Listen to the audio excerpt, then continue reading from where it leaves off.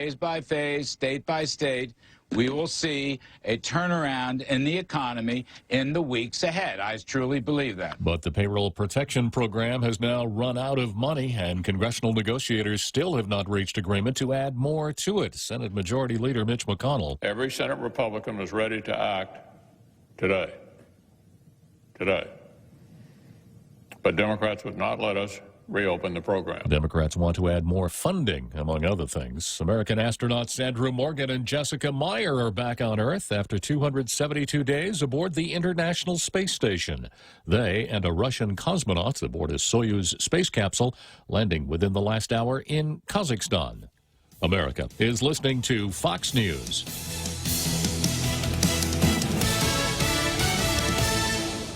As we stand up to coronavirus by standing back with social distancing, Bank Pacific reminds you that you can come to the bank without going to the bank. Use many of our other delivery platforms like online banking at bankpacific.com, accessing cash at our ATMs, shopping with our debit cards. For businesses, we have secure cash and check drop windows, and we are employing a new smarter mobile app with remote deposit capture in the next few weeks. We're all in this together, and together we will win. Bank Pacific. Brothers but branches, we place roots. Member FDIC. Guam is home to strong and resolved people. As an island, we regularly deal with the destructive forces of nature together. We at Security Title know that when the storm passes, our families and neighbors will join together to clear the debris, to barbecue whatever is thawing in our freezers, and get back to the business of wholeheartedly living our lives. As our island struggles with the effects of the COVID-19 pandemic, let us remember that this too shall pass.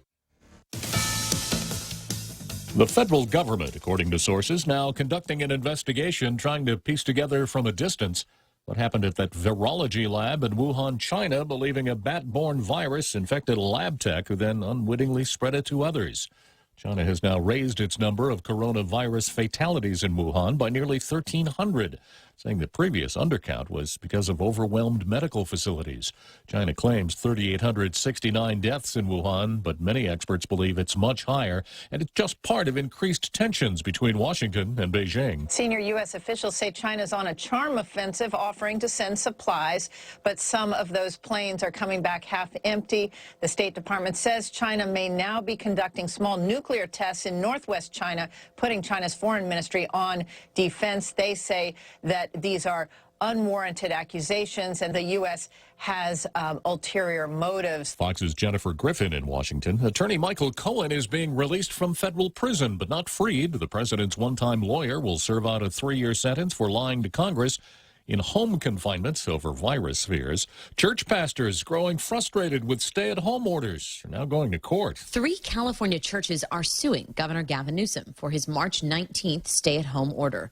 The churches east of Los Angeles are run by 3 pastors who filed suit in federal court.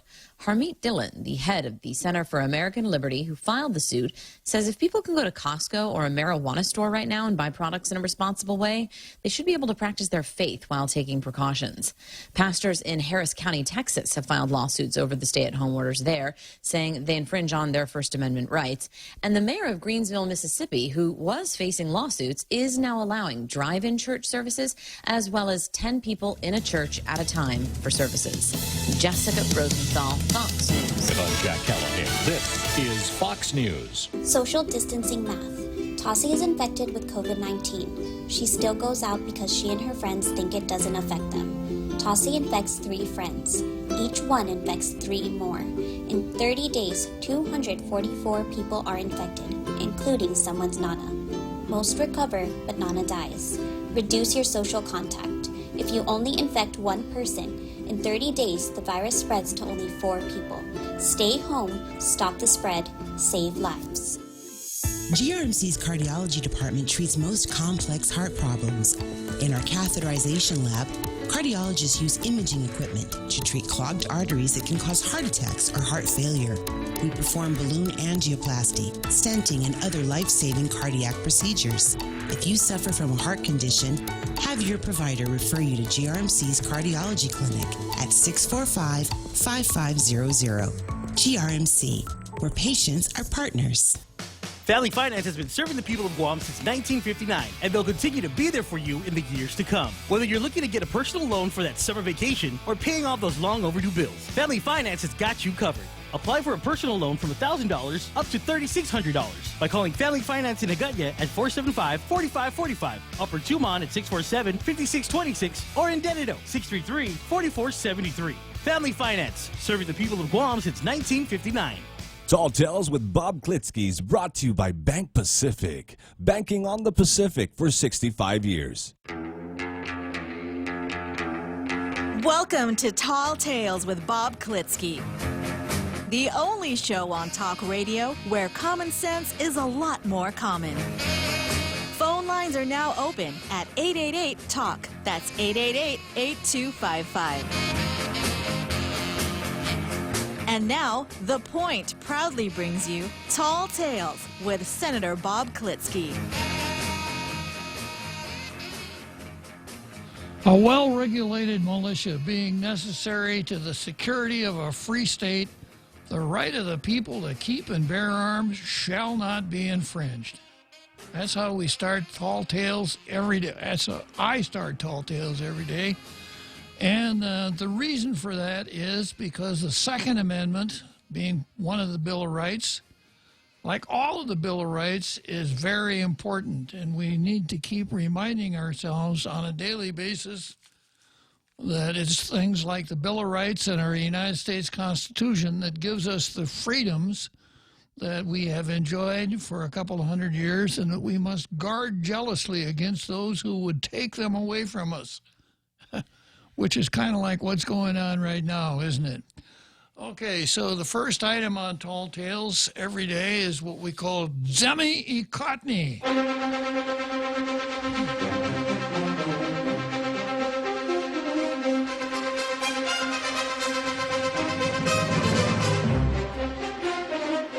This is that portion of the program where I scan the editorial or opinion pages of our two daily newspapers.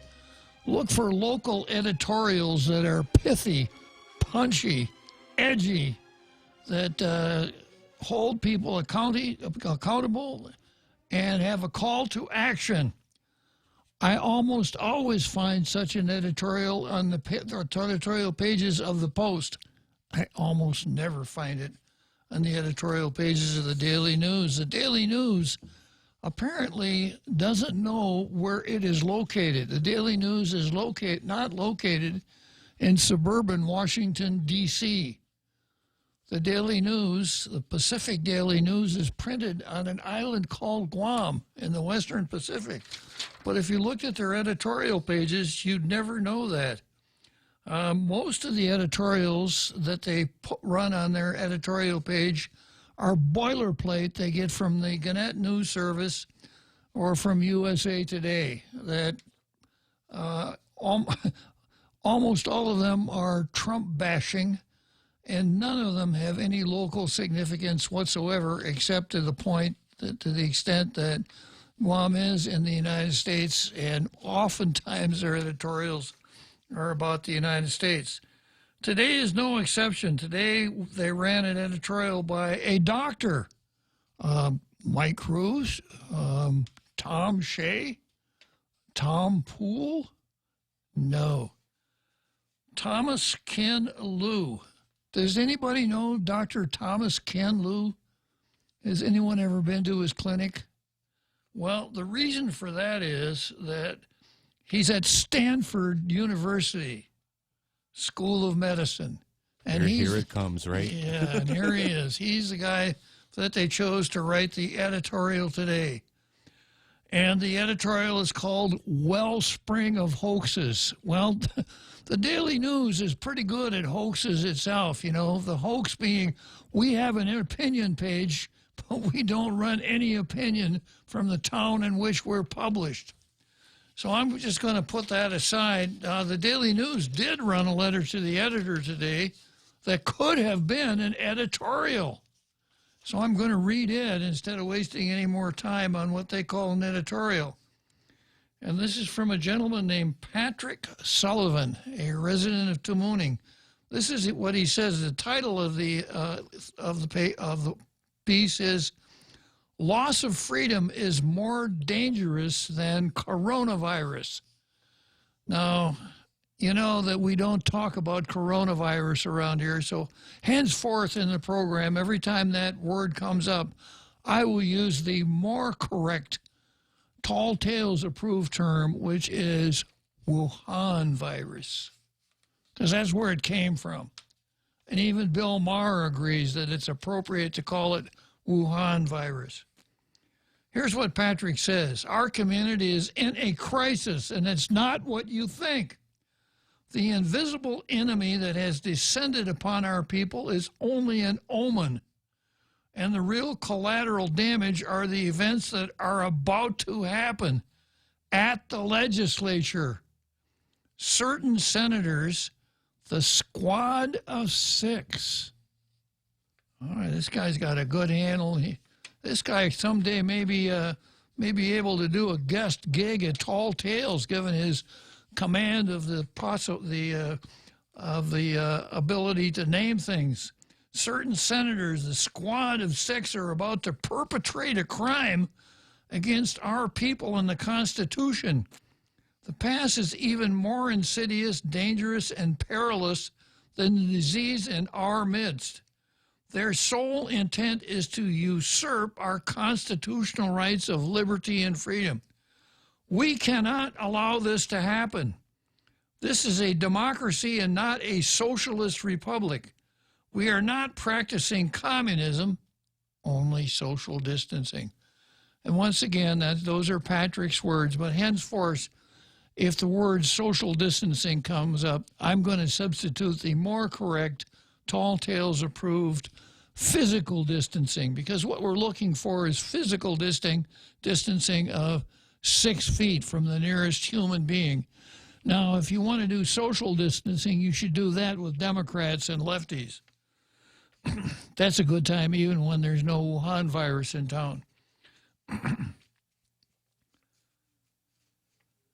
Okay, then Patrick goes on to say with this, say no to curfews, say no to roadblocks, say no to fines and imprisonment.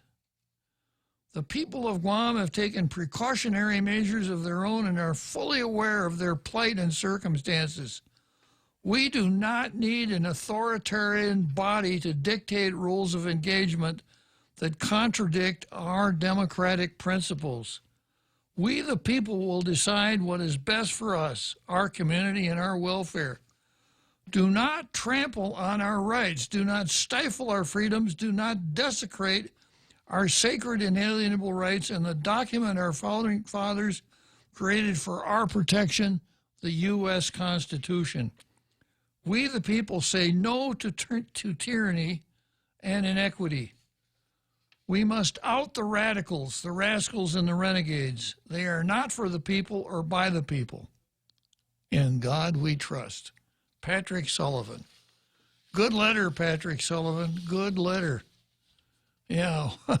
Well, there was one redeeming feature then on the editorial page of the Daily News today. Unfortunately, it was not created by anybody at the Daily News, unfortunately for them. Okay, then we go to the Post. FEMA has ordered test kits from South Korea. Why can't Guam do the same? Our neighboring islands to the north have moved with remarkable speed to acquire Wuhan virus test kits for all of their 60,000 residents. Every resident in the Commonwealth of the Northern Mariana Islands will be tested soon because the CNMI government had the foresight to order enough Wuhan virus test kits from the same company in South Korea where the Federal Emergency Management Agency has recently placed an order. About 20,000 of the CNMI's government order has arrived.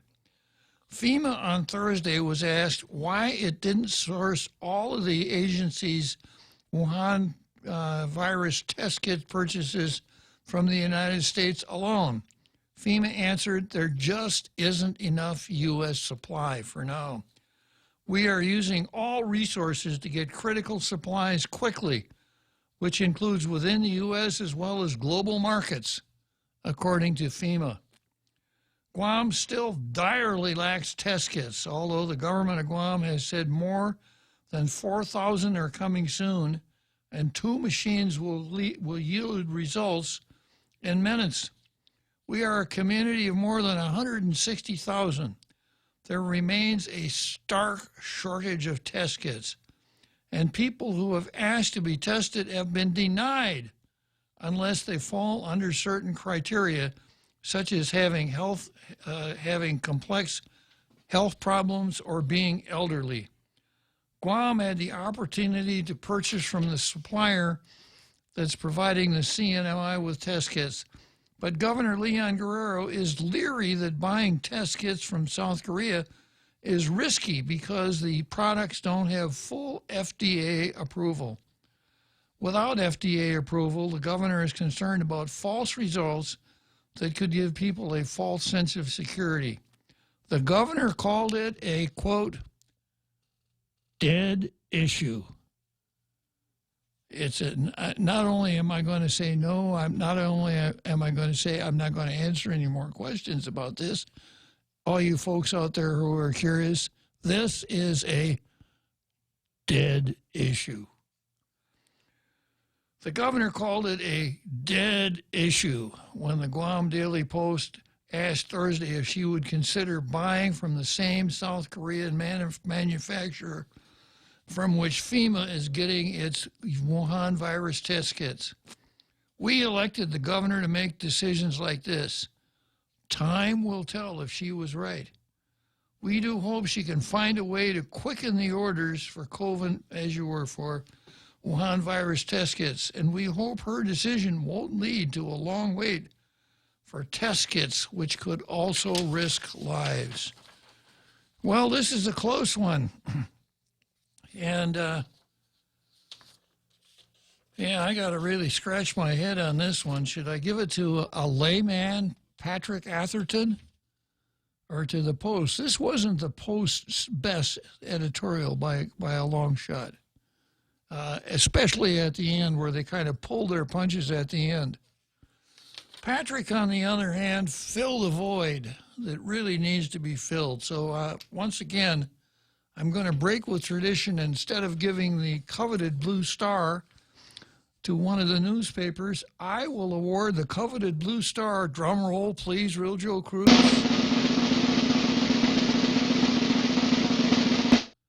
to Patrick Atherton of Tamuning.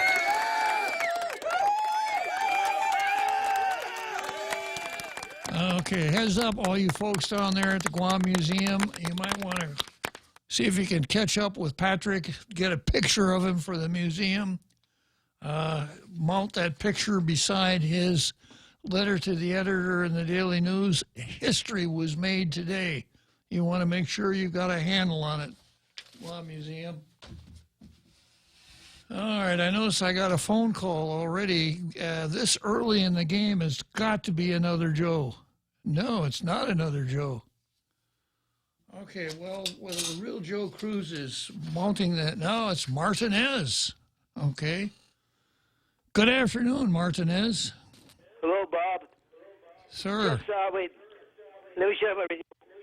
Hey, we've got 2 Martinezes on the phone today. Is your radio on, Martinez? I didn't know I'd get on that quick. Anyway, 3 things take less than a minute than the main thing.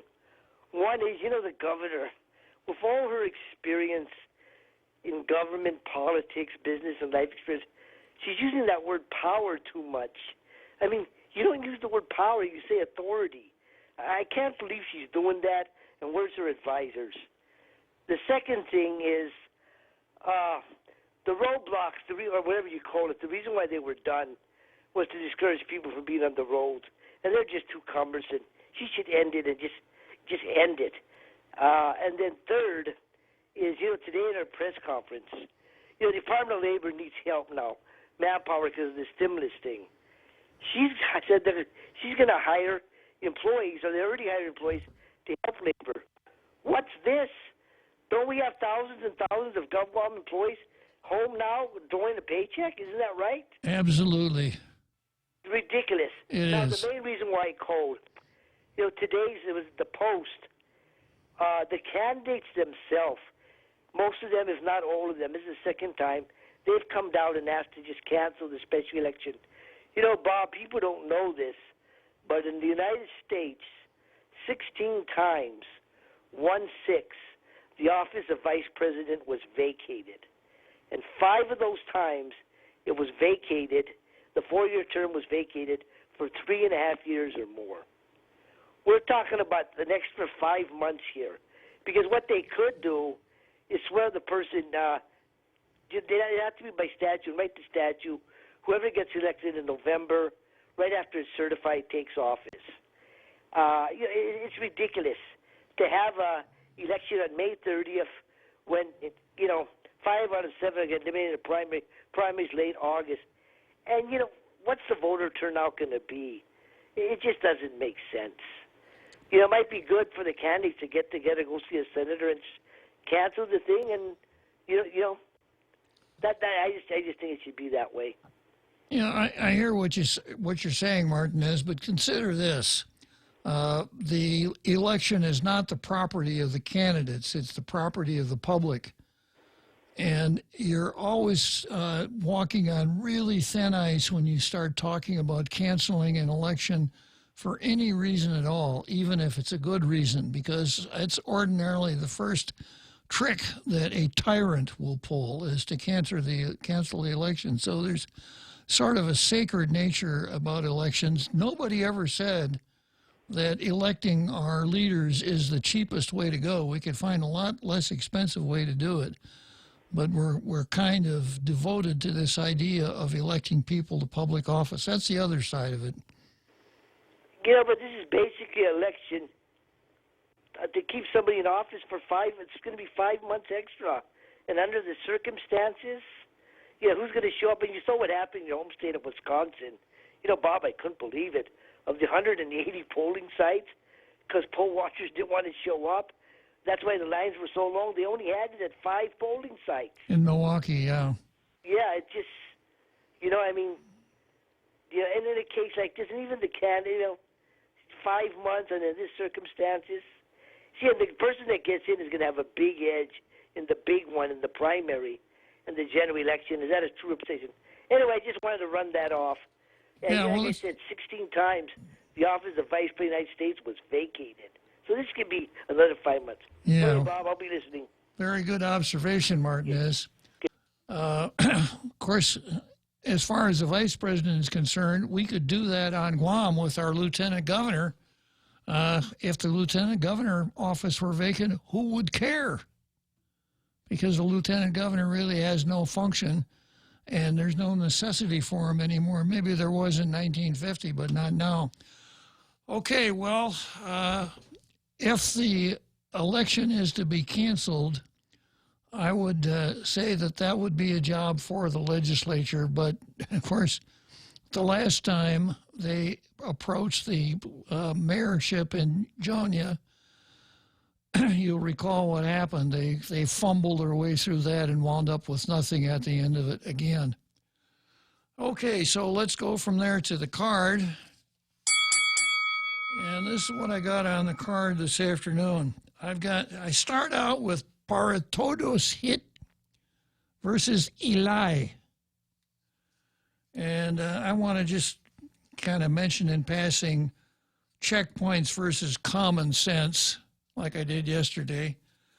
And then I've got Titano lays a foundation. She's laying a foundation. This is for the next item on the card, which is the quarterbacks versus the public. So you'll understand what I mean by Titano laying a foundation when we get to that part of the card. And then I've got Shelton versus Staffers, the governor versus openness, transparency, and consistency. And I think that's pretty much that's the new stuff that I have. I suspect I'll have a hard time getting that far. Okay, so starting out with the first item on the card, some residents still urge for rent suspension say eviction moratorium is not enough. So the governor has, pursuant to her authority in her alleged authority in 10 GCA Chapter 19, suspended evictions. Now, I don't think she has the authority to do that. But, and she has explained that in the, when this Para Todos people said, you know, we want not only a suspension of eviction, we want you to eliminate the necessity for paying rent. And her answer is, well, if you can't be evicted, what difference does it make? If if you don't pay rent and you can't be evicted, so what?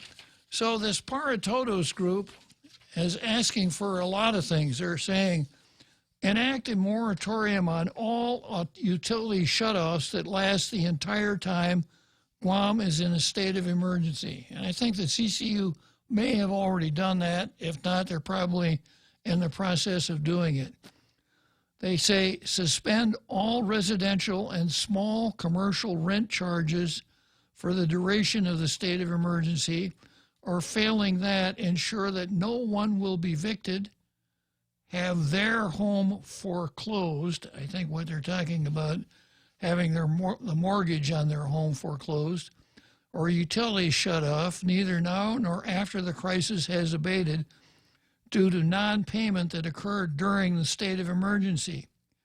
Require landlords, banks, and utility companies to accept partial payment plans and grant payment forgiveness to residents unable to pay during the state of emergency, and require that landlords, banks, and utility companies never retaliate against residents for such situations. If possible, provide emergency assistance funds to people unable to pay rent, mortgages, or utility payments. Freeze all rent and utility prices at March 22 rates until the end of the state of the emergency. Freeze vehicle loan payments and basic phone service payments until the end of the state of emergency. Well, there is this document that keeps getting in the way of all of these good ideas. And it's called the United States Constitution. And there are two parts of the Constitution that are implicated here. I always have a little difficulty finding the first one, but I'm sure that I can.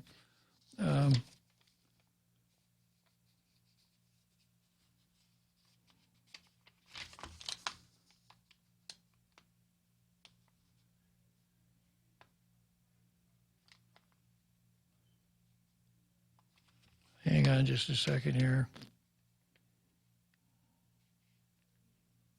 Oh, yeah. Article 1, Section 10. No state shall pass any law impairing the obligation of contracts. No state shall pass any law impairing the obligation of contracts. And that applies here, even though Guam is not a state. So if you have a contract with your landlord, what that's saying is the state can't come along and say that contract doesn't count anymore. And thank God for that, because who would ever want to enter into a contract to do anything if the government, if Lou could come along and say that contract is no good anymore. Okay, I'm going to come back to this right after this short break.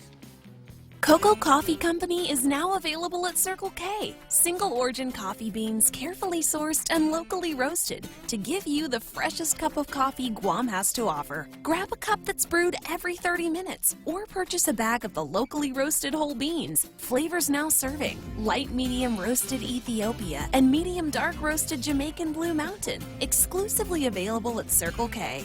With every Cocoa Coffee Company purchase, a portion of the proceeds will go towards the Cocoa Recovery Program. One of the easiest ways to prevent the spread of COVID-19 is to wash your hands with soap and water for at least 20 seconds. Let this message help you time it. Start soaping up now.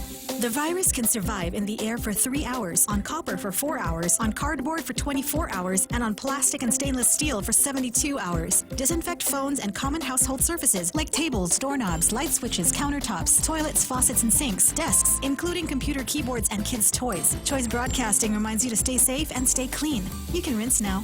Tall Tales with Bob Klitzkie is brought to you by Horizon Properties. Call 646-7616 or 777-7792. You can also visit them at horizonpropertiesguam.com.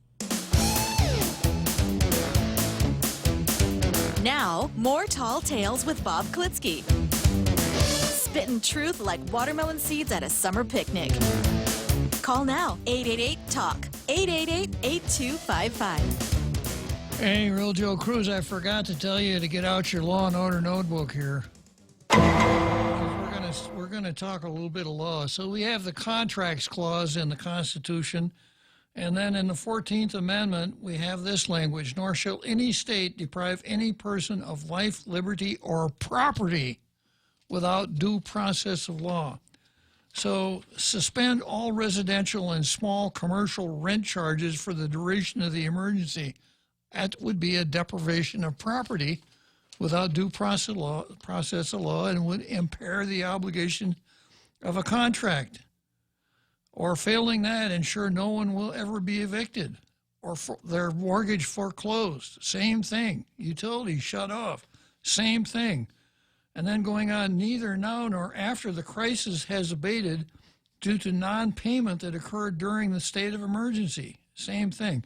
Here's really a good one. Require landlords, banks, and utility companies to accept partial payment and payment plans and grant payment forgiveness to residents unable to pay during the state of emergency. Well, that's the deprivation of property without due process of law.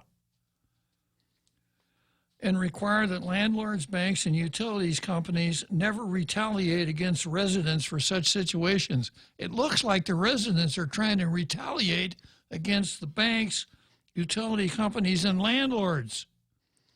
So let's put a little balance into this. Let's say that I'm a part of the middle class, and let's say I've worked hard at my job, I saved my money, I never drove a Lexus. I drove a moderately priced car, etc. And after I saved enough money, I was able to make a down payment on a 4-unit apartment building. And I thought, this is going to work out pretty well for me. I'll rent out those apartments. I'll get a pretty good return on my money. I'll be able to pay off my mortgage. I'll make a little profit. I'll get a good return on my investment. And all my hard work will go for something. Well, then along comes, what's the name of this group here? Paratodus hit, and they convinced the governor, you can't collect any rent, and you got to forgive the rent for people that can't pay. What happens to that guy who put his blood, sweat, and tears into that apartment building? He's not going to be able to pay his mortgage. So although we're looking out for some folks, we're not looking out for everybody. This is not the way our system works. Paratodus hit for us all, right? No, it's not how it works. And I guess what you are really looking for is you're looking for a tyrannical socialist state where the concept of private property means nothing compared to the power of government. So these are not good ideas, Paratodus hit. Not good ideas at all. Now, not only that, but you're leading with your nose in a fight that you can't win because you don't have to get into this. Everything I read in the paper is about various lending institutions and large landlords bending over backwards to accommodate people who are cash short during this Wuhan virus crunch. So, you could perhaps approach, petition, plead, but you're not in a position to come along and demand these tyrannical aberrations to our economic system, hoping that the governor will see it your way and use her non-existent power to grant your wishes. Not a very good situation. Para todos hit. I think it's maybe para todos ham, not para todos hit. All right, going on to the next item on the card. This is an article that ran in the Post, and it's called "I Truly Feel Remorseful." Yeah, can we have something like a dirge? There you go.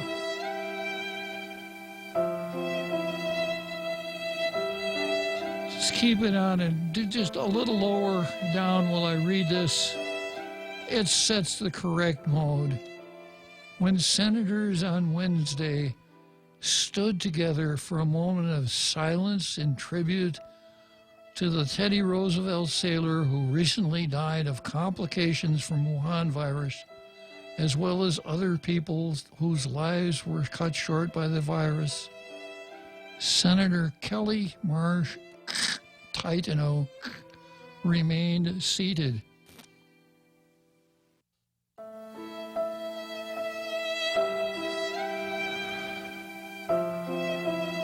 It gets sadder as we go along.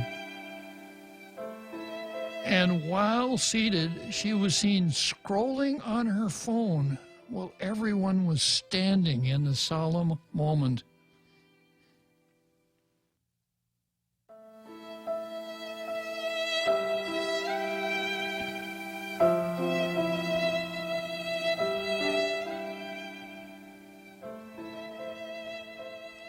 Titano on Thursday said what happened was a misunderstanding. At the start of the session yesterday, I stood along with my colleagues for a prayer for all those impacted by the Wuhan virus pandemic, she wrote. After the prayer, Marsh said she sat down to message my staff in preparation for the day's work.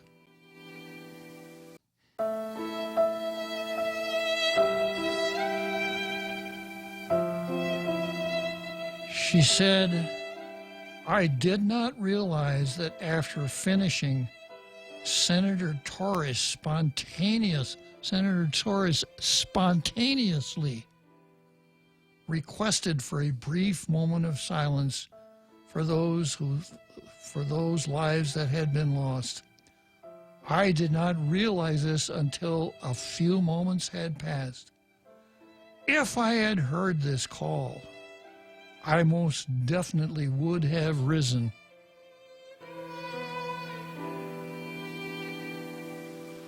I truly feel remorseful over what has happened and want to offer my condolences to the family of the sailor and the 5 that had passed away due to the virus. Yeah. Mary Torres, Senator Mary Torres, spontaneously requested a brief moment of silence. How dare she? Yeah, right when Kelly Marsh Titano wanted to play with her phone. Now, there's a little bit more here. Speaker Munya Barnes also played a role here. Speaker Tina Rose Munya Barnes reached out to counsel Marsh. She reached out. Speaker Tina Rose Munya Barnes reached out to counsel Titano, who expressed that she was remorseful, Barnes' office states. So Titano told Barnes' office. So I have this mental image of Senator Kelly Marsh Titano standing out in front of Tina Rose Munya Barnes' office, talking to the wall, saying, I'm remorseful. Yeah. Maybe if the senator was texting Bavacqua. Well, I think you're on to something there, because she said after the prayer, Taitano said she sat down to, quote, message my staff in preparation for the day's work. Yeah, she didn't even know how to. That isn't the way you use the word. Message is not a verb. Message is a noun. I sat down to send a message to my staff. I guess this just wasn't Kelly Marsh Taitano's day. But anyhow, this is the foundation that she laid for the next item on the card. And the next item on the card is the quarterbacks versus the public. Now, Real Joe Cruz, you know a little bit about football, right? I do, sir. Yeah. Now, if you want to be a really good quarterback, what must you be able to do? You got to throw the ball. You got to be a good passer. You got to be a good passer. If you can't pass, maybe you can try out for guard or tackle. Yeah. Because you ain't going to make it as a quarterback. True. And all the really good quarterbacks we've ever known have been good passers. Yes, sir. Yeah. Well, we have 3 people in the legislature who want to be quarterbacks instead of senators. Ah, I see. Yeah. So what I'm talking about is the vote on Bill 335. That was Amanda Shelton's bill that would have provided for curfews. And as everybody knows, that bill did not get 8 votes in order to pass. In fact, it went down 12-3. So if that's all you knew about the vote, you'd think, boy, that was a resounding defeat. Yesterday, I hypothesized, and I think from what I found out, I think I was right. In order for a bill to be voted upon, it has to go to what's called third reading. Bills are discussed during the portion of the legislature after someone has moved a bill to third reading, and the discussion takes place on that motion. So in order for a bill to be voted on, there has to be a vote on sending the bill to third reading. If the motion to send the bill to third reading doesn't get 8 votes, it doesn't go, and that's the end of it. So day before yesterday, 10 senators voted to send the bill to third reading. Well, normally you'd figure 10 folks wanted it to go to third reading. Pretty good chance it's going to pass, because they aren't going to send it to third reading if they're not going to vote for it. Well, when it got to third reading, that wasn't the case at all, because the bill failed. And my analysis was that 8 folks in the legislature, 5 of them Republicans and 3 of them Democrats, were not going to vote on that bill. But they read the tea leaves, and they know where the public's attitude is on this. I think if you were to hire a pollster to poll the acceptability of the curfew bill, and you had a really good pollster and you beat the bushes, there would be some support for that bill. And if you're a really good pollster, you probably could find him. If you're a really good pollster, there was some support for the bill. If you're a really good pollster, you probably could find him. There you go. That's our new sarcasm symbol. As I explained yesterday, when we were talking about the checkpoints, when a doctor on her way to the emergency to handle an emergency at Guam Regional Medical Center attempted to go through the checkpoint at East Agania, she was held up for an hour, 40 minutes, and just said, the heck with it, and turned around. And I said, so she took a shortcut through Umatic to get there. And I found out later that some people thought I was serious. Well, the doctor didn't know how to get from East Agania to GRMC without going through Umatic. So we've invented this new convention so that when I say something that's sarcastic, that is if the real Joe Cruz catches it. Hello, real Joe Cruz. Sometimes I do, sir. Sometimes I don't. But if I say something that's sarcastic, he'll beep that little horn there, right? I suppose I could get a sarcasm lamp to turn it on here for the Facebook viewers, right? Yes, sir. Yeah. So, yeah.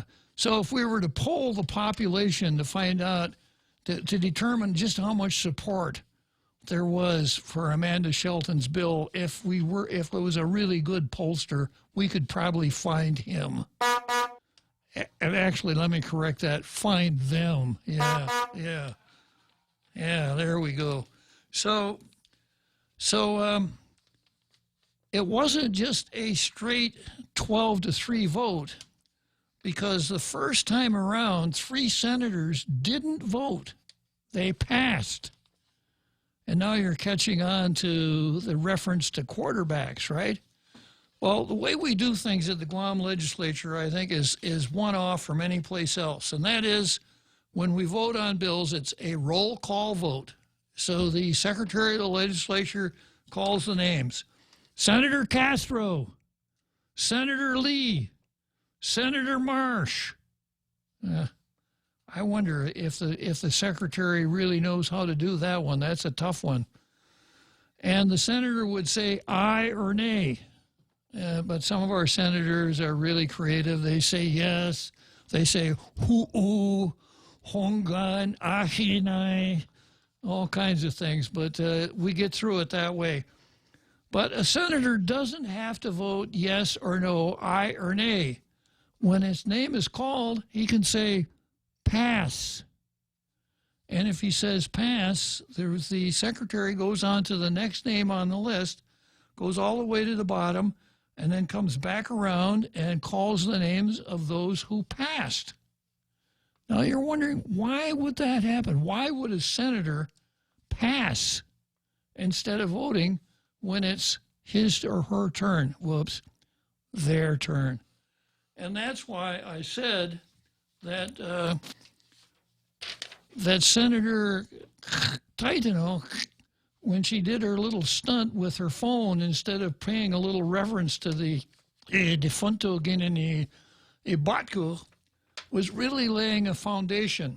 Because when you see a senator pass instead of voting, you could arrive at one of two conclusions. One, the senator hasn't been following along enough, so hasn't had the ability to make up his or their mind. They need another 2 minutes to decide whether or not they're going to vote yay or nay on that bill.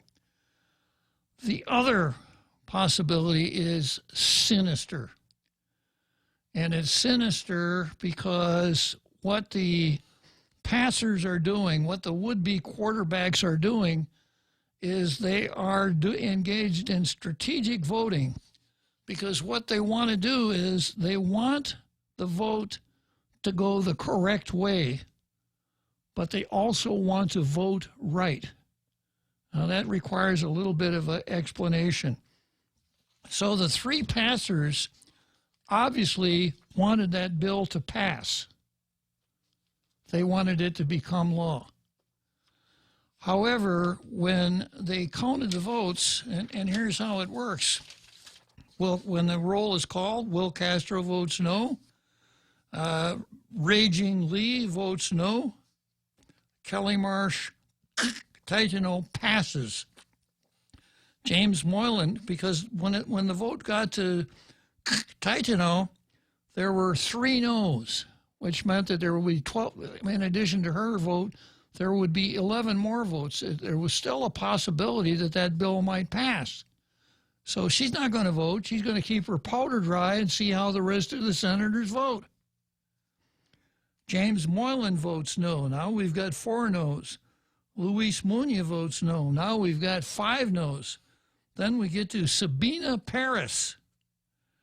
So with 5 no's, that means there are still a chance that there could be 10 yeses. So there's still a possibility that she could get the result she wants. That is, that the bill could pass, the correct result. So she passes to see how the count's going to go. Okay, we're going to come back to this. This is really important, and this is something to make a note of for the next election. GRMC's Neuroscience and Neurology Department treats a wide spectrum of disorders associated with the nervous system, spine, and brain. Some of the more common disorders include seizures, epilepsy, dementia, sleep disorders, migraine, and stroke, which is one of the leading causes of death on Guam. GRMC's neuroscience team is equipped with the latest technology and the finest neurological doctors. To make an appointment, contact GRMC Specialty Clinics at 645-5500. Everyone has a busy schedule these days, and sometimes we forget to schedule our routine dental checkup and cleaning. Don't neglect your dental health. Schedule one today with Dr. Robert Yang and his Smile team, conveniently located at the East West Business Center on Marine Drive, Upper Tumon. Call us today at 647-8702 or 3. Again, that's 647-8702 or 647-8703. We make smiles happen. Tall Tales with Bob Klitzkie is brought to you by Security Title, providing solutions for complex real estate transactions.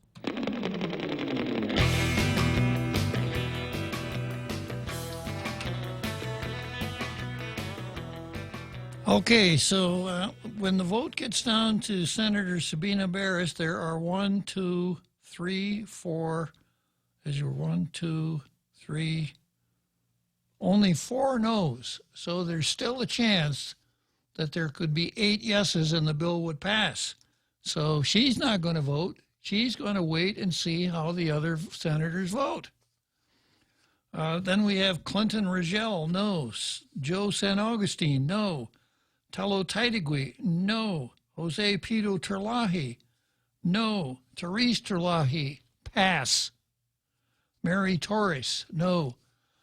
Okay, so by this time, you could see that there are 9 senators who voted yes. So we're not going to get the result that we wanted, the passers say to themselves. However, I don't want to go on record as voting against this bill when it's passing so roundly and when it's so obviously much of an aggravation to the public. So I already did my thing. If the governor's watching, she knows that I tried to do the right thing and I couldn't. So I couldn't get the correct result. Now I have to vote right. So the second time around, the 3 passers all voted yes. Now, if that isn't a cynical perversion of the process, that is a cynical perversion of the process. There's just no getting around it. So once again, the passers, the would-be quarterbacks, those who are angling for the National Football League first-round draft choices, Kelly Marsh, Titano, Sabina Paris, and Therese Terlahi. Now, the only thing that's a little enigmatic here is by the time the vote got to Therese Terlahi, she could see that the vote was not going to, the bill was not going to pass. So why did she not vote no then? Why did she pass and do it the second time around? Some form of arcane communication that perhaps we don't understand. Perhaps she had an understanding with the governor, and she said to the governor, I will vote against the bill if it's not going to pass, but if you need my vote, you got it. And the governor said, fine, in that case, when you need this, that, or the other thing, maybe I'll give it good consideration. So Therese Terlahi passed instead of voting no the first time around in order to show her fealty to the governor. That's the only thing that I can think of. But this whole situation is really rotten, where senators sit and play this game of strategic voting. Now, I remember I said that Senator Titano actually laid a foundation to make the argument that that's not what she was doing. She was not strategic voting. What she has the ability to say now, when they call my name, I didn't know what was going on. Because a lot of times when I'm in the session hall and the legislature's in session, I don't know what's going on. You saw that at the beginning of this session. So this is not something unusual for me. This is not some kind of a pretext. There are times when I'm in here and I don't know what's going on, and that's what happened here. I wasn't doing something that was, that was corrupt or something like that. I just didn't know what was going on. So when I heard somebody say, Senator Marsh, I didn't know what was going on. So I looked around and I could see they were voting. So until I could figure it out, I figured I pass. Laying a foundation. Yeah. A really, really disappointing showing by those three senators that would rather be quarterbacks on a football team and dazzle us with their passing than be conscientious lawmakers and pony up to the voting rail and vote what they're actually thinking instead of engaging in some kind of a game. There's no place for game theory in the people's legislature, and that's exactly what we got. Okay, so I want to go on. I want to stick with this for a moment, and I want to stay with this bill. There's still a little bit more to say about this bill, even though the bill didn't pass. And the title of this bill is Shelton versus Staffers. Now, I'm going to have to lay out a little historical background. You'll recall when we first became aware that our governor was going to take some extreme measures to deal with the Wuhan virus at a meeting of the medical profession, she told them, under the law, I have the power. You heard what Martinez said about that. That's something a governor should never use, is the word power. She uses it all the time. And maybe it's not a Freudian slip. Maybe that's how she really feels. So, I can take your supplies, I can take over your office, and there's nothing you can do. So she kind of told us, she tipped her hat as to how she was going to approach her duties. And then she started cranking out executive orders. And one of the executive orders, if you didn't do what you were supposed to do, you could be fined. She was going to suspend business licenses. She was going to fine people, etc. And she gets all the way up to number 10 or number 11. And then she figures out, I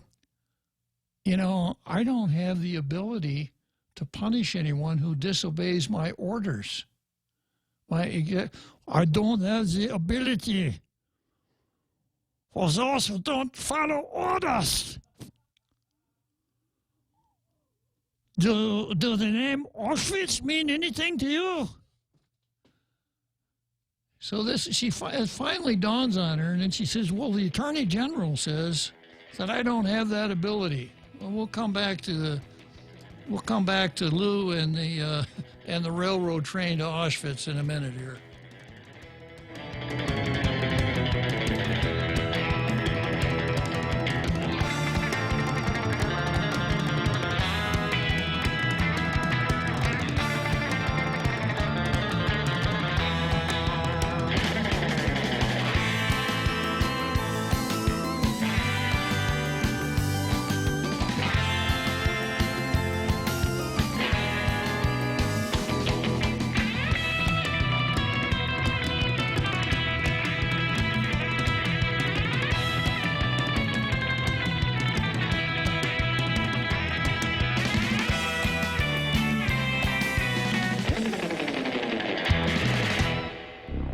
The Point is KUSG, Hagåtña, Guam, 93.3 FM and 104.3 HD3.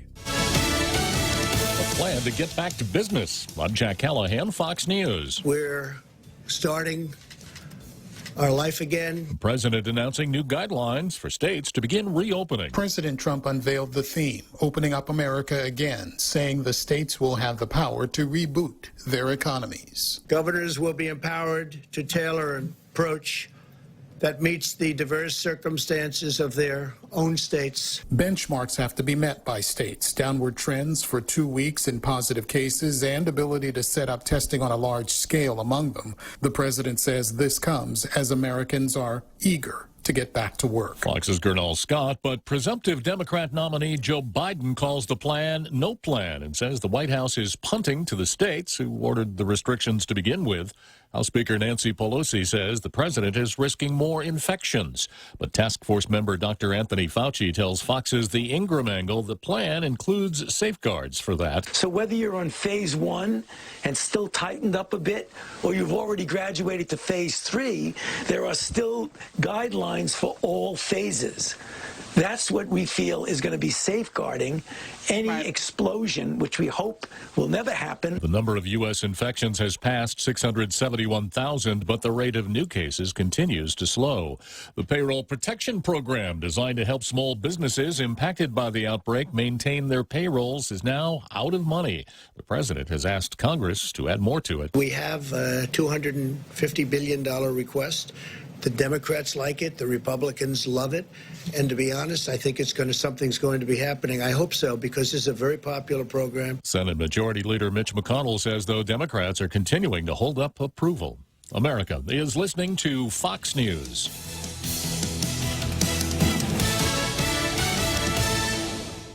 Guam is home to strong and resolved people. As an island, we regularly deal with the destructive forces of nature together. We at Security Title know that when the storm passes, our families and neighbors will join together to clear the debris, to barbecue whatever is thawing in our freezers, and get back to the business of wholeheartedly living our lives. As our island struggles with the effects of the COVID-19 pandemic, let us remember that this too shall pass. As we stand up to coronavirus by standing back with social distancing, Bank Pacific reminds you that you can come to the bank without going to the bank.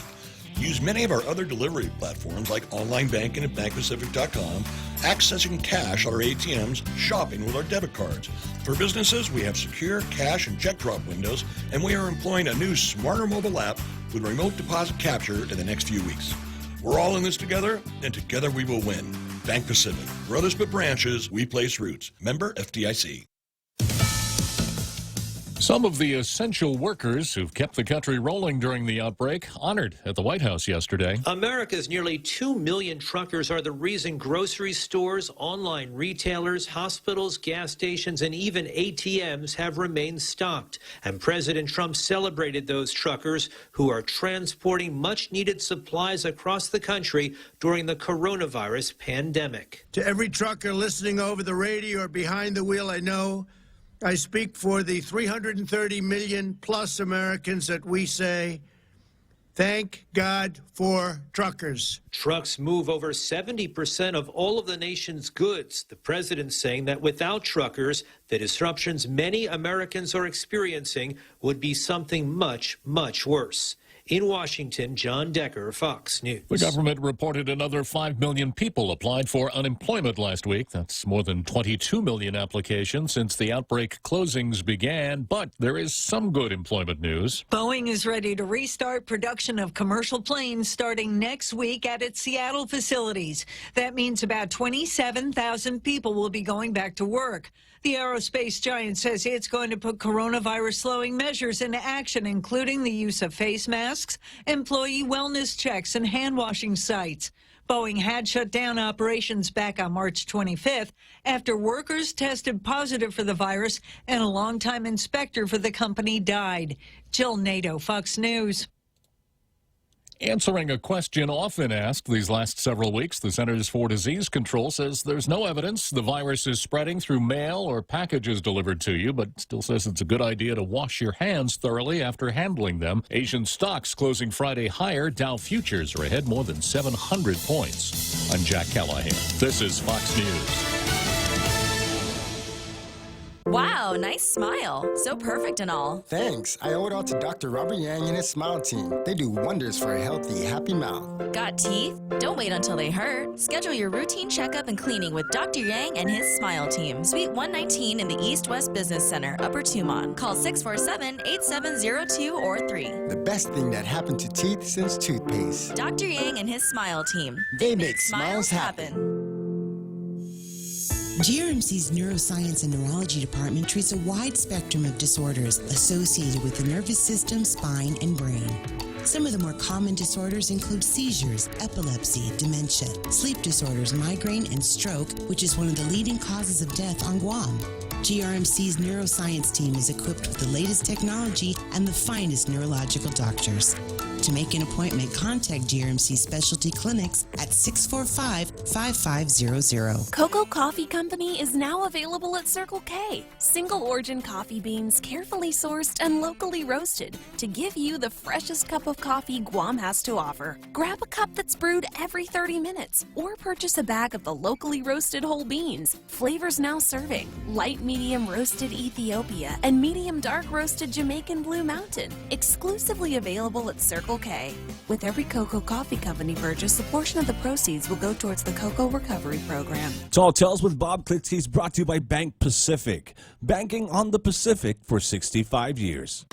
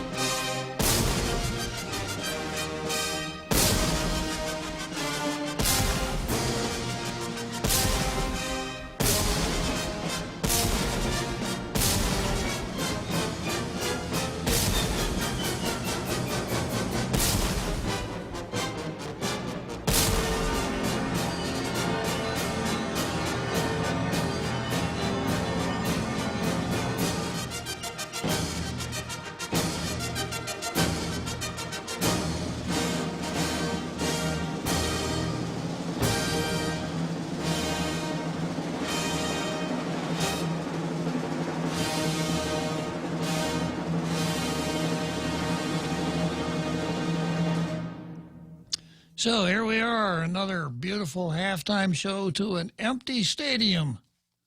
But we're going to keep on doing it every afternoon at 1700. So here we are, the second half of Tall Tales. And the item in the card that I'm occupied with right now is Shelton versus Staffers.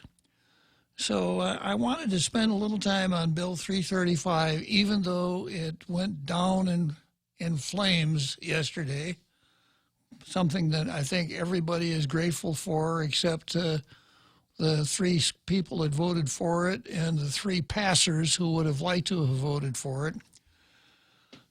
So the governor decided that although she'd cranked out all these executive orders with, and as I express it, a lot of thou shalt nots. So it was full of thou shalt nots, but there was nothing in the law that was an or else. Either you obey my executive orders or else you'll be punished. You'll be arrested. This will happen to you, that'll happen to you, etc. Except some of the things you could do to businesses. So the governor, the attorney general, when he wasn't handing out get-out-of-jail-free cards, I guess he had a little spare time. So he apparently told the governor, you need to have a statute here that allows you to punish people that disobey your executive orders. So what did the governor do? Well, she had her crack legal team.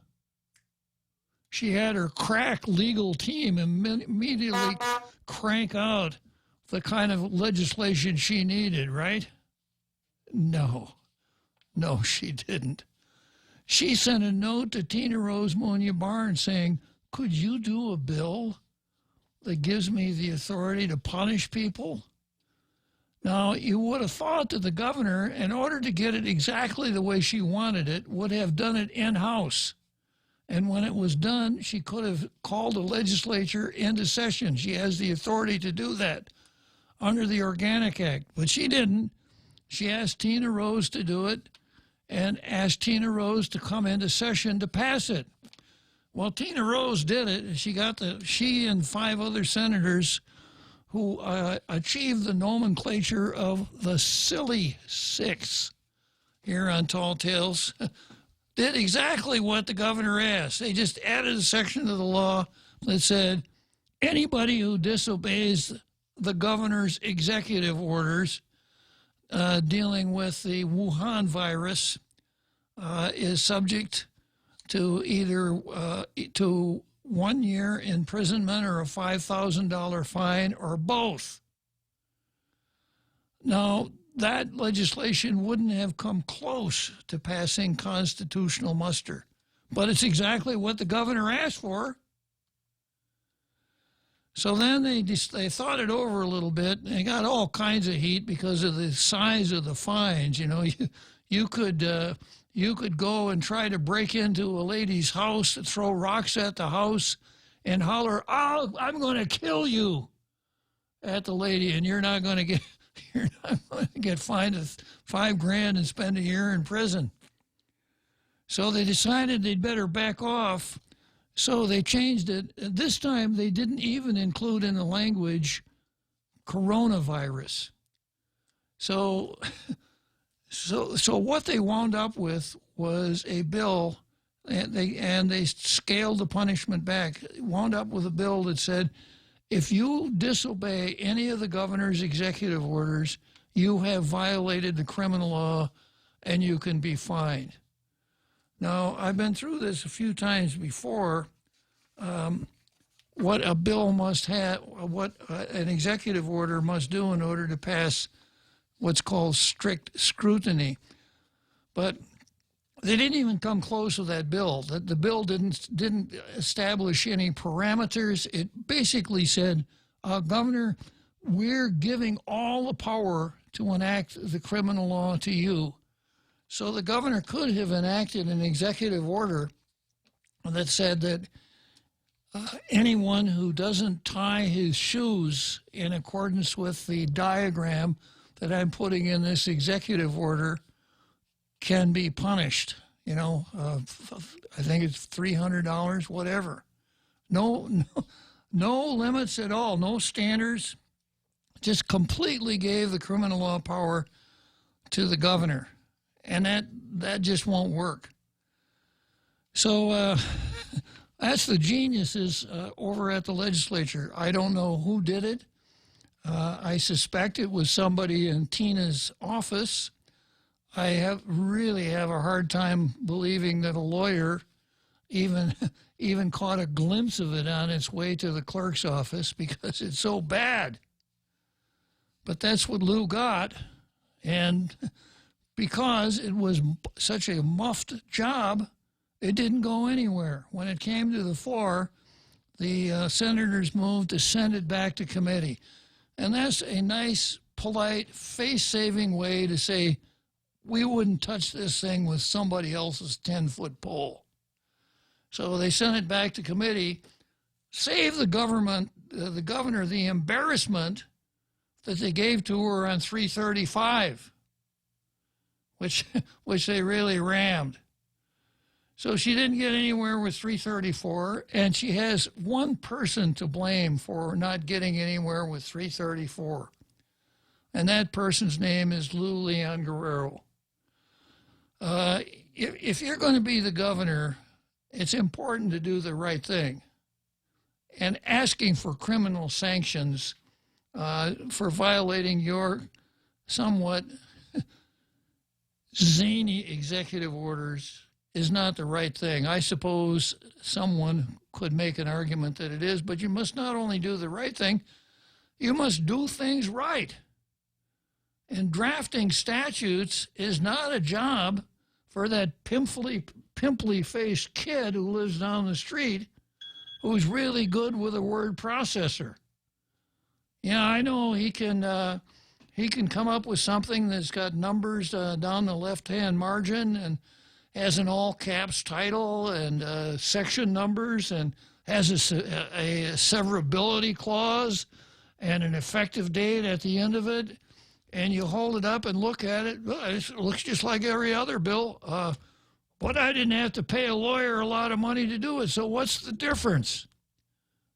That's kind of what it looks like you did, Lou, even though you have 2 lawyers in your own lash-up, one of whom, according to the newspaper, you know pretty well.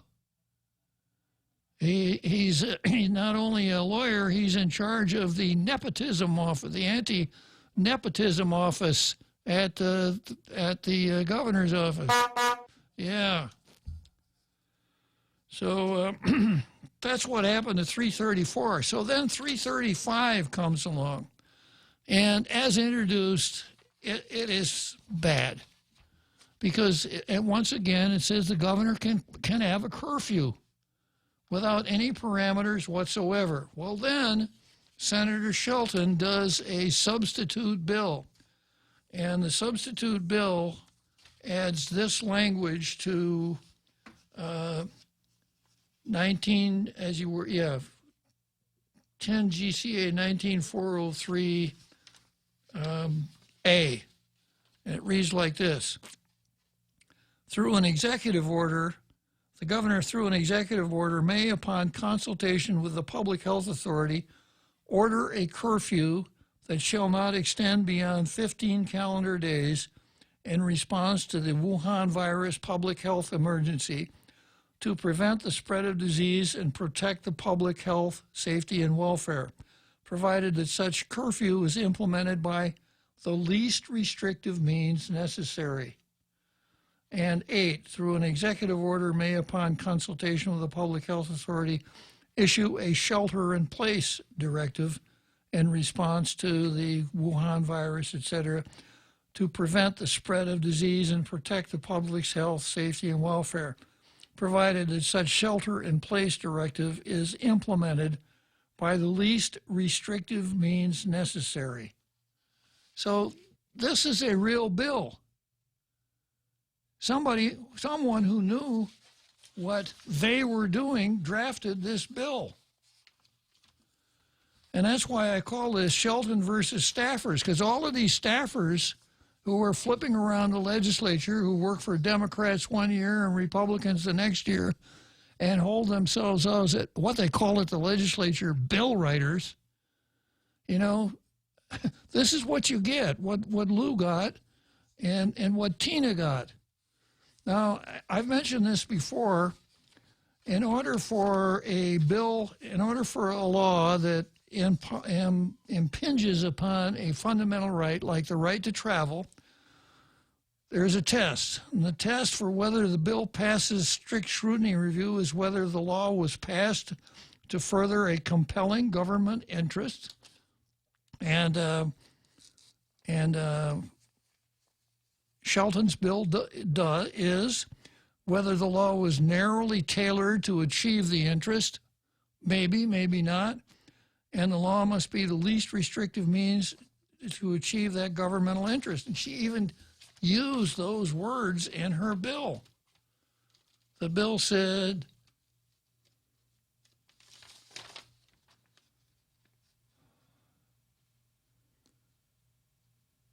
provided that such shelter-in-place directive is implemented by the least restrictive means necessary. So the bill is okay. Now, whether Lou could draft an executive order that fits within the ambit of strict scrutiny of a fundamental right, I really doubt, given the track record here. But if she had, then perhaps she could have had her curfew. But she didn't. Too many screw-ups along the way. And, of course, now we're thankful for the screw-ups.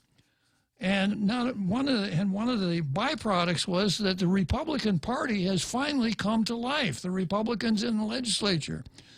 So I have renamed the mascot for the Republican Party. You know that the mascot for the Republican Party is traditionally the is traditionally the elephant. Well, no more. For Tall Tales purposes, the mascot of the Republicans is the bear. And the reason that I have renamed it the bear is because yesterday the bear stopped hibernating. Yeah. So, but, Shelton, how people in the legislature, knowing that it's serious business, think they can just stumble along and fumble their way through, or stand in the legislature and play with or sit in the legislature and play with their phone after the House has been called to order. This is hard stuff, guys, if you're doing it right. You got to be on your game, on your toes all the time. You got to be concentrating. And if you're not a lawyer and you don't know how to draft bills, then you better, by gosh, get somebody to draft your bills. And that's not the pimply-faced kid who lives down the block who's really good with a word processor. And this is how it all wrapped up for you. Now, something else before we leave this, another little bit of chicanery in the process. So Shelton's bill was properly drafted, and it had, it could have had a chance of passing, but 334, I think, so poisoned the well that nobody wanted to take a chance on giving Lou any more power at all. I think that Lou has run into the time where people are going to say, I don't care if Lou wants the power to wash every window and every car in the parking lot. I'm not going to give it to her because she's shown that she can't handle it. So 335 is on the floor, and Talina C. Nelson makes a floor amendment, and she wants to add this to the bill.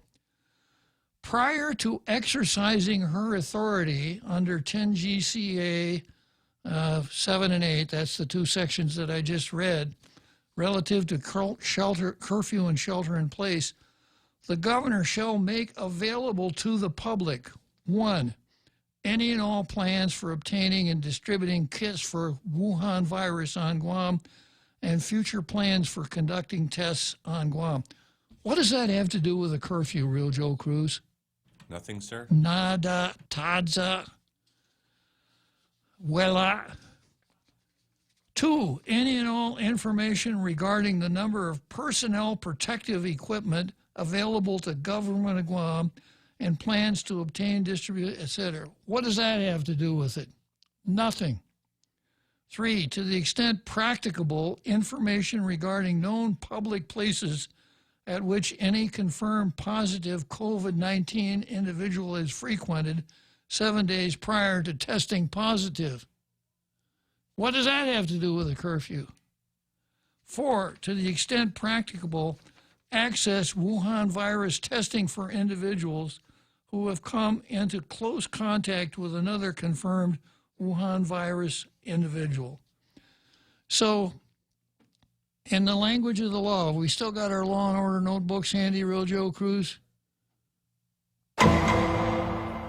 Yeah, what Nelson did here is she added what are called conditions precedent to the language that Shelton proposed. A condition precedent means it's something that you must do in order to do something else.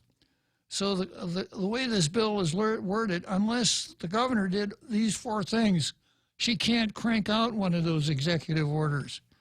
And if she did, then the fact that she hadn't satisfied the conditions precedent would be a defense that anybody could raise for violating, in a prosecution for violating the order. So, but the really important point here is this, that the legislature has a rule called germaneness, and that is that every bill must be limited to except for budgets, it must be limited to a single subject. And all of the provisions of the bill have to relate to that subject. Well, this is so clearly non-germane that it should have never been accepted as an amendment. I don't know where Tina Rose Munya Barnes was at the time that this was accepted as an amendment. But once again, if there is a key word that describes how the governor and the legislature are handling all of this power that they get from Title 19 on Chapter 19 on Title 10, Chapter 19, Title 10. The key word here is the I word, ineptitude. They've turned what ought to be some relatively simple undertakings that could be devoted to good purposes and turned them into a series of cluster fumbles. And apparently, they think they can just fumble their way through this and not have to pay attention, not know what they're doing, not get the assistance of someone who knows what he's doing, and to think that these are the folks that are at the tiller of the good ship Guam when we're sailing through these really rough iceberg-infested seas is as frightening as the virus itself. Maybe a little bit more frightening. So the idea that Lou can crank out all of these executive orders is bizarre. And obviously it was a classic case of ready, fire, aim, because after she'd cranked out a bunch of them, then she finds out, well, gee, I don't have the authority to really enforce these things. Now, turning to the merits of a curfew itself, we had a curfew after Typhoon Pamela, and I explained to the case of Gale versus Governor of Guam as to why Judge Duenas declared that curfew law unconstitutional. We had a curfew then, but it had a justifiable purpose. And I mentioned this yesterday. After Typhoon Pamela, all the streetlights were out. There weren't anywhere near as many stores that had their own generators then as we have now. So most of the island was lying in darkness after sunset. So the curfew made a certain amount of sense in order for the cops to keep the thieves under control. So during the curfew, anybody who's out and around, you have to suspect that they're out there for no good. So again, Ricky didn't do it right, but had he done it right, that would have been a valuable tool for law enforcement. But how a curfew slows down the spread of the Wuhan virus, I can't figure it out. I've spent a lot of time figuring it out. People tend to stay home at night anyhow. And if people are, if people are already staying home, which is, I think, what we really have here, I think that voluntary compliance to the governor's request or people's own understanding of what they must do in the face of the Wuhan virus has worked very, very well, because the last, 3 or 4 days, no new cases. And if there were a new case today, if you figure the incubation period for the Wuhan virus is 15 days, what we're looking at is the beginning of this month, the 1st and 2nd of April. So that means that we're 15 days down the road and no new cases. We've had good recovery rates, etc. So I suspect, and it would be extremely difficult to prove this, I suspect that people have been staying home, and they have not. They haven't been out there gallivanting. And that's why our transmission rate has been as low as it has. But how a curfew stops that, it's really a stretch.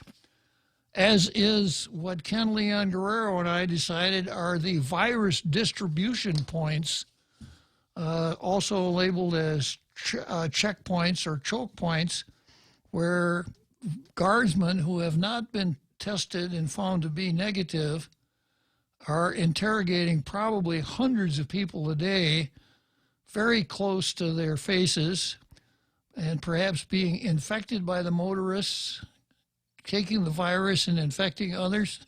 This is the way we're stopping the virus? It doesn't make a whole lot of sense. Okay, so I'm going to go on to the next item on the card here.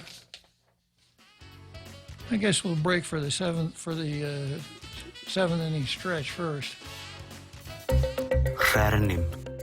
Paraus utsia rerewesemmer COVID-19 ike coronavirus. Förriwisum omkosap nafeten. Kope betsökkyn, kope riveriböts, me kope wannefits. Toa seria ravas pura pekkökyra, tsöydaan isemmun. Esa por kotsu ike tsuffegen. Esa por kapong, esa por farropats ike kareffegen iri arabas. Kiits sipon nautiunarium. Arapara betsökkyder iris. Anna fava sösö, am teiso, me ammoge kioboge viennim. Paryn faitaibin. Arapara rivöts, kope kyky vattapa ravas. Toru boom murira warto sirireri veirisin. Kosa vattapa vesom, potum me avum. Toru fitsi boom meia kiatta porajan. Ei paraus, aetto seri atski office manuelu, Macronesian Resource Center, Mekkosteiserun, Choice Broadcasting. Kriso Zabur. Talk to us with Bob Klitzkie is brought to you by Horizon Properties. Call 646-7616 or 777-7792. You can also visit them at horizonpropertiesguam.com.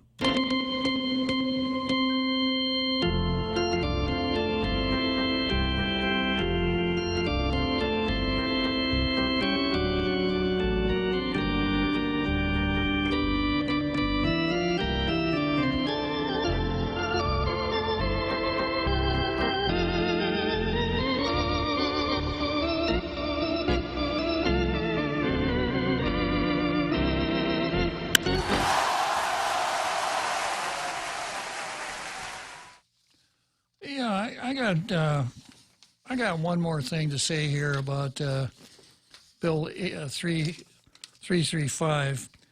This is a story that ran yesterday in the Post. Here's a quote from the governor. I will use every legal authority I can to enforce the measures I've put forward, the governor said during Wednesday's press briefing. Our legal team, when we declared the public health emergency and when we declared our measures, they are very comprehensive. They scrub the legal law to advise me what my authority is. Our legal team. Wow. You not only need another lawyer, you need another public relations director, Governor, if you're gonna say silly things like this. And that's exactly what you said. It's exactly silly. I had something else here I was going to comment on, too.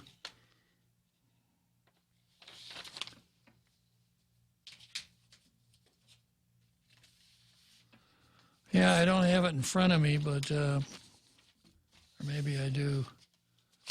Senator Shelton said that after the bill passed, she thought it was the right thing to do, and she said that if it would save just one life, that it would be worth it. That's such a useless argument, such a useless argument. And then, of course, the goal is this, a little virtue signaling. I want to save, I don't know about you guys, but I want to save lives. So if my bill would save one life, it's worth it. Of course, there's no proof that it would save any lives or cost any lives. And then, of course, if you wanted to expand it a little farther, you could introduce a bill to limit the speed of automobiles on all Guam highways to 7 miles an hour, real Joe Cruz. Now, I know it would take us longer to get somewhere, but if it saved just one life, I mean, you could say that about darn near anything. if you don't have a real argument, I guess that's kind of what you're stuck with.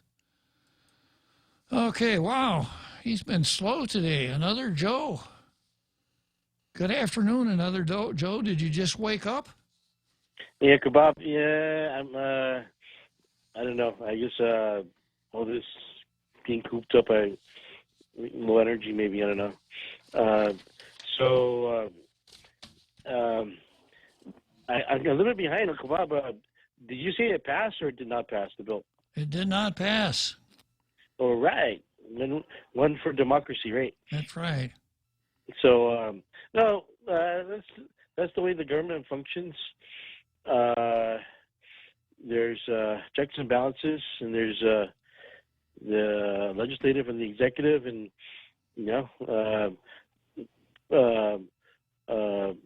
hopefully the collective intellect works to the best of best scenario for everyone. So if you'd been listening, another Joe, and I guess you weren't, it wasn't the collective intellect that carried the day. It was the collective ineptitude that carried the day, that none of the players really knew what they were doing. And they fumbled their way. They snatched defeat from the jaws of victory, basically. How would you prefer they spend their time, other than seeming uncertain of any course of action to take? What's the question, another Joe? What would you prefer to see them take action on? I don't want to see them take any more actions on these draconian measures that interfere with my civil liberties. I would rather have them go back. I now regret that I ever criticized them for not coming into session. We were better off when they weren't. Well, I'm saying there's a certain balance, and there's this joke ongoing for decades. The local Chamorro, was it Territorio dances, the cha-cha? Uh-huh. The back and forth, right? Where you end up where you started, so to speak. They to some extent they want to seem to be supportive of their constituents' interests, and and take the best route to if there was any evidence support, it was for the governor and her agenda. I think the idea of serving constituents for many of them had a late arrival. So I'll tell you what, another Joe, maybe we could listen to Senator Moylan, who's on line 2. What do you think? Sure, yeah. Okay. Thanks a lot. Well, okay, another Joe. So here we have Senator Jim Moylan. Good afternoon, Senator.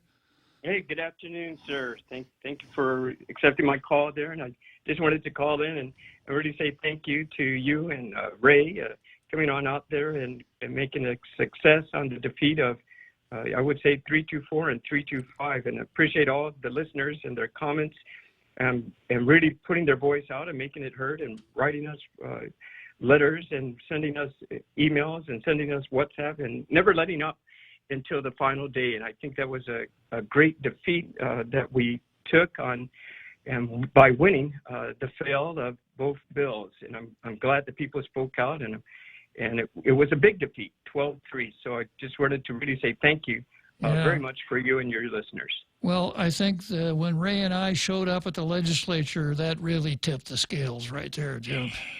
Yeah, when you bring out the big guns, you either retreat and regroup, or you're going to feel the pain, and I believe that's what happened. Yeah. So thanks again there for it. I appreciate it. And then the bill, the vote on the bill was 9-3. At the first start, that's right. No, I mean, the 3 passes. That was the end of the bill. 9 yeas, 3 nays, and 3 quarterbacks. Yeah. We exactly, and unless I saw the bird fly by my window and it tell me something special, I already knew what I was going to vote when I walked into the into session hall, and we worked on with the other senators, and I believe they knew their votes too. But to pass is not something I practice, and I don't think it should be a regular practice either. And one day we should look at that, and hopefully we can make a change on that. But really, yeah, it's a yay or a nay. Let me see what's going to be happening on my crystal ball on my next term around. A little earlier, I mentioned that only Senator Kelly Marsh Titano had a real excuse for passing, and that is that she demonstrated earlier in the session that she didn't know what was going on. I did realize that, and yes, I did hear that. But at the same time, I do see it's super important when you sit behind your desk there and this voting is coming around. You have to be on top of it, and you know your decision at day one. And it's unfortunate, but that's not fair.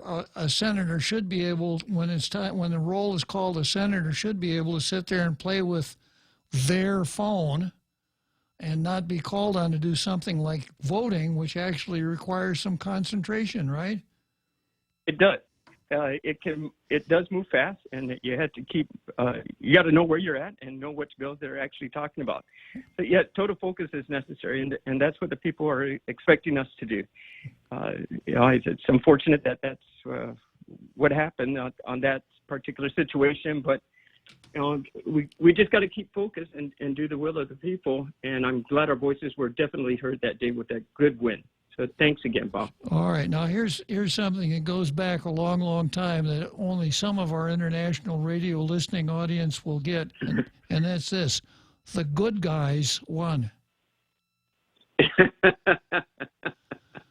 I just got that, sir. Uh-huh. Yeah. The good guys. Very well done, sir. Okay, Jim.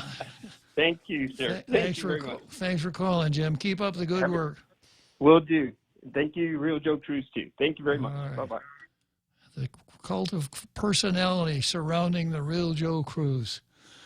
Okay, at 5:42, I've got our Carl on the line. Good afternoon, our Carl. Hey, good afternoon, Bob. Yeah, that's great news. And I think it's a live demonstration of how critical our personal freedoms in the First Amendment, specifically freedom of speech, freedom of the press, freedom to peacefully assemble, how precious and how important they are. And to back that up, I'll quote President Calvin Coolidge, who is one of the most underappreciated U.S. presidents in history. And the quote goes, "It is much more important to kill bad bills than to pass good ones." And I think you'll agree 100% with that, and that's what happened this time. Absolutely, yeah. Kill bad bills instead of, Calvin Coolidge's nickname was Silent Cal. He had the reputation of being very quiet and not saying very much of anything. It was not a conversationalist. And one time a reporter accosted him and said, President Coolidge, you have the reputation of being very taciturn. So I was wondering if you might be able to help me out.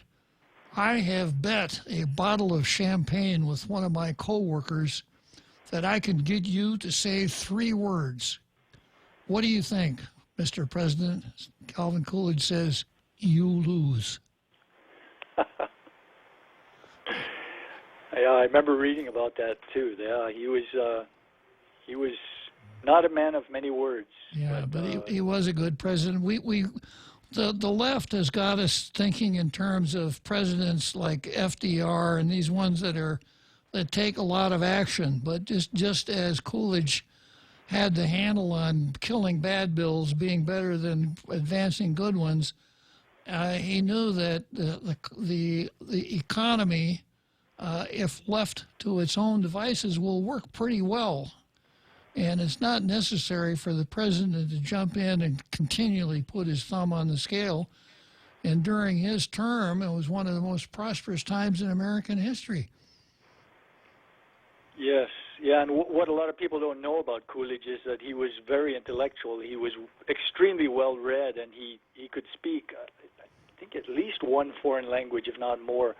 I read an article about him some time ago in which it was about how deep he was and many people don't appreciate that because he didn't wear his intellectualism on his shoulder to show off to everybody. Yeah, he wasn't like the president that talked about all 57 states. And the Marine Corps. Yeah. Mm-hmm. But you know that this just demonstrates really how important those personal freedoms are, how precious they are, and you know, if we ever sever our relationship with the United States, we will be severing our relationship with those constitutional protections and those constraints on politicians who would abuse those God-given rights. Ray likes to use the term tin pot dictator. So if we had an independent Guam that severed its ties with the United States, I would start a pool as to how long it would take before a tin pot dictator took over, which would be a really horrible result, except in one case. That would be if I got to be the tin pot dictator. Otherwise, I wouldn't be in favor of it. Yes, that's true. But you know, one thing that people need to appreciate is that how important those rights are, and just what would happen if they were eliminated. And I think there's a tendency to think, well, we could just write those same rights into our own Constitution. But there are many places around the world that are really horrible places to live that have rights written into their Constitution. They're just what they call, I'm trying to think of the term that was used, but they're just, paper rights. They're called paper rights. They're worthless. For example, in China and Russia, your freedom of speech is whatever the elite, the top 1% in the controlling the creation of laws, decides that it is. And if they decide that freedom of speech means you're free to speak as much as you want as long as you praise the state and praise the Politburo, that's fine. But nothing beyond that. We'll come and haul you away and throw you in prison and torture you if you step beyond that. And it's extremely hard to alter those Bill of Rights in our U.S. Constitution. There have been thousands of amendments proposed since the Constitution was ratified, and only 27 have made it through that rigorous process. So it's extremely hard to tinker with those personal freedoms. Yeah, anyway, Bob, go ahead, I Carl. hear the music, so I'll let you go then. Okay, thanks for calling, Carl. It's always a pleasure talking to you. So we're coming up here in the home stretch, and heading down the home stretch, I'm going to mix a metaphor here. I'm going to let another Joe climb back on the Ferris wheel.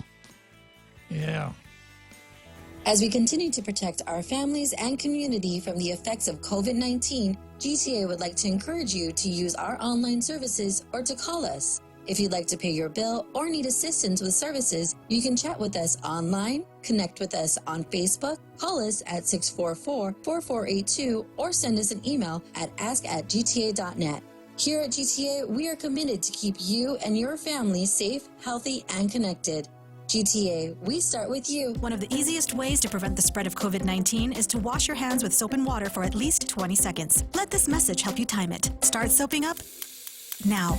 The coronavirus can't survive and multiply without a host, so don't give it that chance, especially if you're more susceptible to serious complications. Groups at higher risk include the elderly, those with impaired immune systems or asthma, or who are pregnant. Practice proper social distancing by staying 6 feet away from others. Choice Broadcasting reminds you to stay safe and stay clean. You can rinse now. Talk Tells with Bob Klitzkie is brought to you by Bank Pacific. Banking on the Pacific for 65 years.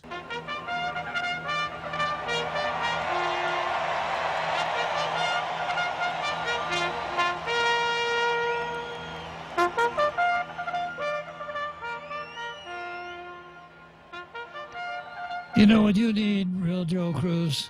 Courage.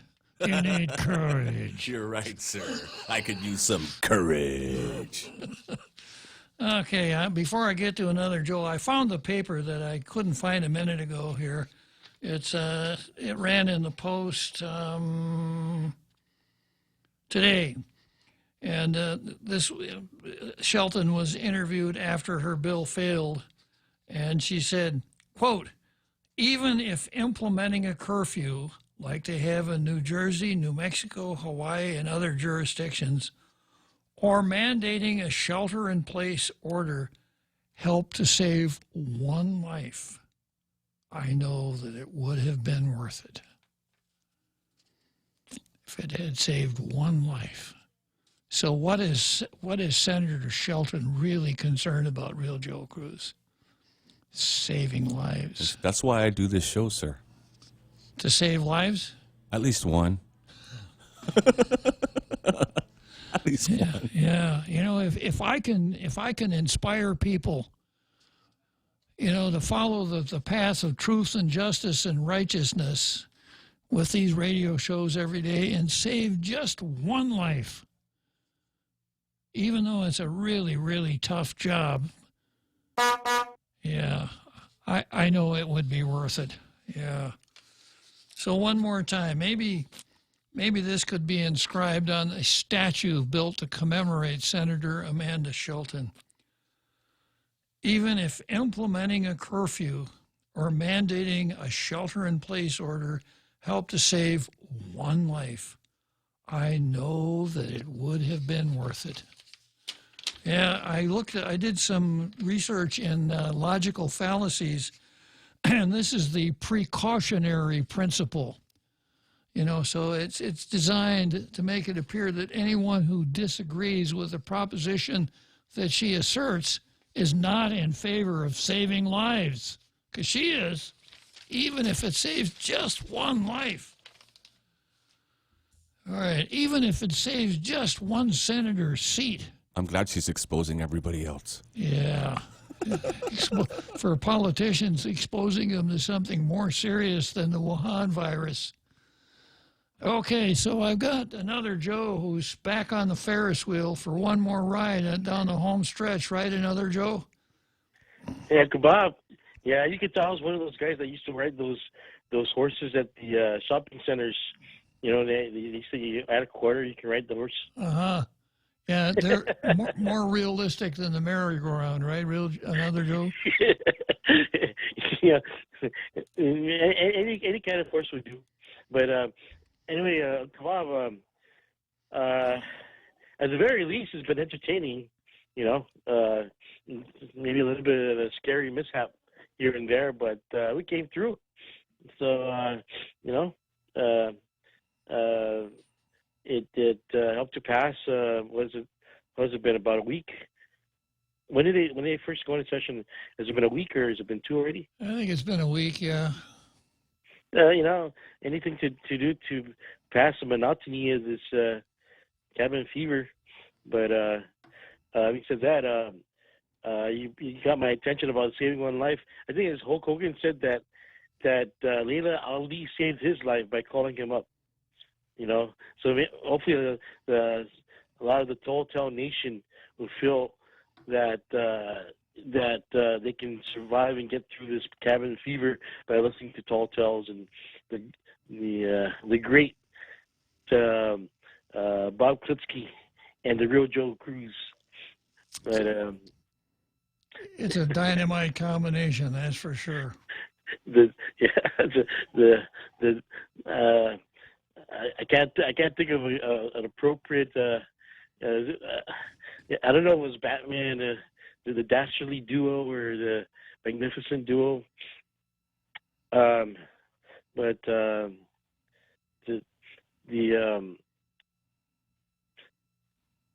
I can't help but get choked up with Bob, man. Every time I call up, it's just so it's inspiring. But is this Senator Shelton? Is she the granddaughter of a former Shelton, Senator Shelton? Daughter. Mm-hmm. The daughter, mm-hmm. right? Austin Sonny Shelton. And also they're related to former Senator Orsini, I think. Could be. But, I don't know. I've never seen her with a hot dog or a bowl of chili in her hand, so I couldn't tell. Yeah, you know, they're still learning. I think she's, in her 20s, maybe early 30s.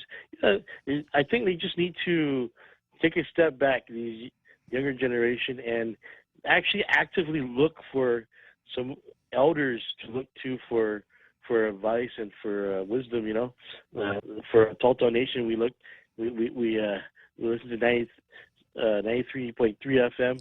It's so easy in this era of technology to get wisdom from the elders. Just tune to 93.3 at 4 in the afternoon, and you got it, right, Real Joe Cruz? So she needs to get some inspiration and hopefully she's got someone to listen to other than just the governor. But the governor, you know, I just want to say, don't feel like you fell there, Governor. Just listen to. We'll try to keep up with what President Trump's saying, and we'll see if we can open up or relax some of this quarantining. And what I was thinking of, Bob, is maybe we could find a way to help the families of the carrier to reach out to those who are in quarantine, and also those who have tested. I don't know. They probably have a way to do it, but just keep them in mind. You know, I know someone who would be ideal for reaching out to the folks from the carrier. That'd be Senator Kelly Marsh Titano. You're saying she would, or? Oh yeah, she'd be great. She'd have to leave her phone at home, but she'd be really good at it. I don't know the story with that. You know, for all we know is home emergency, but you know, I try not to be too judging of people. Yeah, that's my job. Another Joe. Yeah. Yeah. Okay, Uncle Bob. So I hope you guys don't feel too you know. I mean, I hope you have you all do okay for the next 2 days off the radio. I think you guys could, you know, have a broadcast Saturday and Sunday. I think there's an audience. But it would be nice, because it's really tough on the Real Joe Cruz and I to go 2 whole days with no tall tales, man. I'll tell you, Jones isn't the word for it, but at least it's only 2 days. Last weekend it was 3 days. I'll tell you, we were so glad when 4 o'clock Monday finally came around. You know. Yeah. Okay, Bob. One last thought. I think what the senators could do is they could call on the experts, like Dr. Mike Cruz is the former lieutenant governor, and some of these other experts that the governor's starting to, and give them free airtime, right, by calling them into like public hearings at the legislature. What do you think, Bob? Well, the major function for a public hearing for most of the senators is to make long soliloquies at the beginning of the hearing, and if there's a little time, they'll work in the testimony of the witnesses. Okay, Uncle Bob. So you guys take care, and I'll just keep listening. Okay, we'll see you Monday morning or Monday afternoon then, another Joe. Yeah. Okay, so let's see. I got about another minute to go here. Real Joe Cruz, is that right? Oh, we're there already. Okay. Okay, so there's Real Joe Cruz's favorite song. I kind of like it too. So we got a tough 2 days ahead. No tall tales, no international radio listening audience. But you can bet your bottom dollar we'll be back at 1600 on Monday afternoon, bright-eyed and bushy-tailed, to launch another week of the greatest radio show in the afternoon on Guam. See you then. You better Hong Kong Wuhan believe it, sir. There you go.